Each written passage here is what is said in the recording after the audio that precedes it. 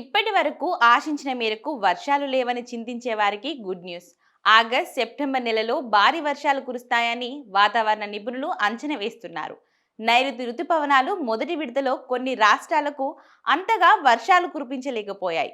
ముఖ్యంగా దక్షిణ భారతంలో లోటు అధికంగా కనిపించింది. ఇక నైరుతి రుతుపవనాల రెండో భాగంలో ఆగస్ట్, సెప్టెంబర్ నెలలలో దేశంలో సాధారణం కంటే ఎక్కువ వర్షపాతం నమోదయ్యే అవకాశం ఉందని భారత వాతావరణ శాఖ ఏఎండి అంచనా వేసింది.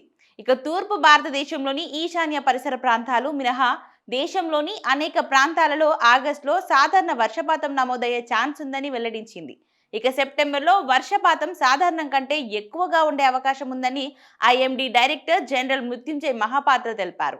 రుతుపవనాల మొదటి భాగంలో అంటే జూన్, జూలైలలో దేశంలో కొన్ని ప్రాంతాలలో సాధారణం కంటే ఎక్కువ వర్షపాతం నమోదైందని, కొన్ని రాష్ట్రాలు ముఖ్యంగా హిమాచల్ ప్రదేశ్లో ఆకస్మిక వరదలు సంభవించాయని వెల్లడించారు.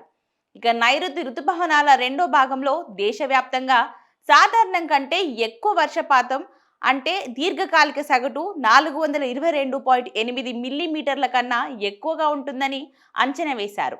జూన్ 1 నుంచి జూలై 31 వరకు దేశంలో సాధారణం 445.8 మిల్లీమీటర్ల కాగా ఈసారి 474.3 మిల్లీమీటర్లు వర్షపాతం నమోదైందని తెలిపారు. జూన్, సెప్టెంబర్ రుతుపవన కాలంలో దేశంలో దీర్ఘకాలిక సగటు వర్షపాతం 87%, 106% వర్షపాతం నమోదవుతుందని ఏఎండి అంచనా వేసింది. 50 సంవత్సరాల సగటులో 96, 104% మధ్య వర్షపాతాన్ని సాధారణంగా పరిగణిస్తుంది.